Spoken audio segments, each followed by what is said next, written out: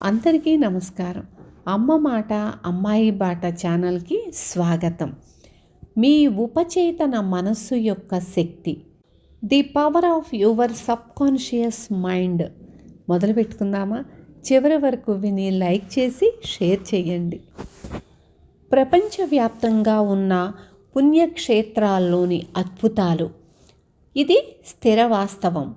ప్రపంచంలోని జపాన్, భారతదేశం, ఐరోపా, అమెరికా లాంటి వివిధ క్షేత్రాల్లోని ఉపశమనాలు జరిగాయి. జపానులోని పలు ప్రఖ్యాత పుణ్యక్షేత్రాలకు నేను వెళ్ళాను అని రచయిత చెప్తున్నారు. డయాబట్సులోని పుణ్యక్షేత్రం ప్రపంచఖ్యాతి చెందినది. ఇక్కడి ప్రధాన ఆకర్షణ 42 అడుగుల ఎత్తులో ఉన్న బ్రహ్మాండమైన కాంస్య విగ్రహం. అందులో బుద్ధుడు చేతులు కట్టుకొని కూర్చున్నాడు. ఆయన తల ఒకవైపుకు వాలి దీర్ఘాలోచనలో పారవస్యంతో ఉన్న భంగిమలో ఉంది. ఇక్కడ పెద్దలు మరియు చిన్నవాళ్ళు ఆ విగ్రహం పాదాల ముందు డబ్బు, ఫలములు, అన్నము, నారింజ పండ్లు సమర్పిస్తున్నారు. మైనపు ఒత్తులు, అగరుబత్తులు వెలిగిస్తూ వచ్చారు. ప్రార్థనలు చదువుతున్నారు. అక్కడ నాతో వచ్చిన ఒక సహాయకుడు ఒక యువతి గురించి చెప్పసాగాడు.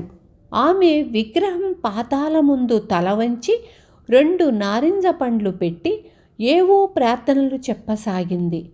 ఆమె కొవ్వొత్తులు వెలిగించింది, సాంబ్రాణి ధూపం వేసింది, ప్రార్థన మంత్రాలు చదవసాగింది. ఆమెకు గొంతు పోయింది. తన గొంతు తిరిగి తనకిచ్చినందుకు ఆమె బుద్ధునికి ధన్యవాదాలు తెలుపుతోంది. ఆమెకు బుద్ధుడు తన గొంతును తిరిగి ఇస్తాడని నమ్మకం ఉంది. అందుకు ఆమె ఒక ప్రత్యేకమైన ఆచారం పాటించింది. ఉపవాసం ఉంటూ కొన్ని కానుకలను సమర్పించింది. వీటితో ఆశ, విశ్వాసం ప్రేరేపింపబడి ఫలితంగా ఆమె మనసు నమ్మకం అనే కేంద్రం చేరుకుంది. ఆమెలోని ఉపచేతన ఆమె నమ్మకానికి ప్రతిస్పందించింది. కల్పనా శక్తిని, గుడ్డి నమ్మకానికి ఉన్న శక్తిని వివరించడానికి మరొక ఉదాహరణ పశ్చిమ ఆస్ట్రేలియాలోని పెర్త్లో ఉన్న మా బంధువుది. ఆయన క్షయతో బాధపడేవాడు. ఆయన 2 శ్వాసకోశాలు బాగా దెబ్బతిన్నాయి. ఆయన కొడుకు తన తండ్రిని తానే బాగు చేసుకునేలా సాయపడాలని నిర్ణయించాడు. తన తండ్రి ఇంటికి వెళ్ళి ఒక సన్యాసిని ఇటీవల తను కలుసుకున్నానని తండ్రితో అన్నాడు. ఈ సన్యాసి యూరప్లో వైద్యానికి ప్రసిద్ధి చెందిన ఒక పుణ్యక్షేత్రం నుంచి తిరిగి వచ్చాడు.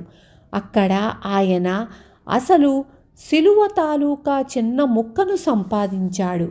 ఆ సిలువను $500 కొన్నాను అని అన్నాడు. నిజానికి ఆ కొడుకు రోడ్డు మీద నడుస్తున్నప్పుడు కనిపించిన ఒక చిన్న కొయ్య ముక్కను తీసుకొని నగల కొట్టువాడి దగ్గరకు వెళ్ళాడు. కర్ర ముక్కను మధ్యలో ఉంచి పాతకాలం నాటి డిజైనులో ఒక ఉంగరం తయారు చేసి ఇమ్మన్నాడు. దాన్ని తన తండ్రికిచ్చి చాలామంది బాధితులు ఆ ఉంగరం లేక సిలువ యొక్క ముక్కను ముట్టుకున్నాక బాధ విముక్తులయ్యారు, ఉపశమనం పొందారు అని అన్నాడు.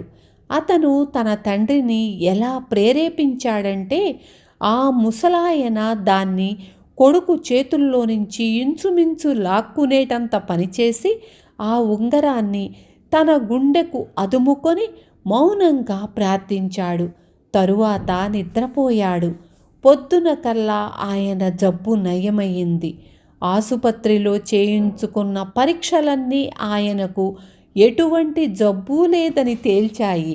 మీకిప్పటికే తెలిసి ఉంటుంది. తండ్రిని నయం చేసింది రోడ్డు మీద దొరికిన కర్ర ముక్క కాదని. ఆయన్ని నయం చేసింది ఆయన ఊహాశక్తి. అంతేకాక తనకు తప్పకుండా నయమవుతుందన్న సంపూర్ణ విశ్వాసం, కల్పన, నమ్మకంతో ముడిపడింది. ఆ రెండింటి సంగమం ఆయన ఉపచేతన ద్వారా ఆయన్ని నయం చేశాయి, ఆరోగ్యవంతుణ్ణి చేశాయి. ఆ తండ్రికి తన కొడుకు పన్నిన ఉపాయం తెలియనే లేదు. అది ఆయనకు తెలిస్తే బహుశా ఆయన జబ్బు తిరగబెట్టి ఉండేదేమో. దానికి బదులు ఆయనకి మళ్ళీ క్షయరోగం రాలేదు. ఆయనకు పూర్తిగా నయమైపోయేది. 15 సంవత్సరాల తరువాత తన 85వ ఏట ఆయన పోయాడు. ఒక సార్వత్రిక ఉపశమన సిద్ధాంతము. ఉపశమనం చేకూర్చే ప్రక్రియలన్నీ అద్భుతంగా నయం చేస్తాయన్న సంగతి అందరికీ తెలిసిందే. ఇందుకు మూలాధారమైన సూత్రం ఉపచేతన శక్తి. ఆ చికిత్సా ప్రక్రియ నమ్మకం. ఈ ప్రాథమిక సత్యాల గురించి గాఢంగా ఆలోచిద్దాము. మొదటిది, మనం మానసిక కార్యాలను కలిగి ఉంటాము. వాటి విశిష్టతను బట్టి ఒకదాన్ని చేతనావస్థకు, మరోదాన్ని ఉపచేతనకు విభజిస్తారు. రెండవది, మన ఉపచేతన మనస్సు ఎప్పుడూ సూచనా శక్తికి అనుకూలంగా ఉంటుంది. ఇంకా మన ఉపచేతన మనస్సుకు విధుల మీద, పరిస్థితుల మీద, అనుభూతుల మీద పూర్తి నియంత్రణ ఉంటుంది.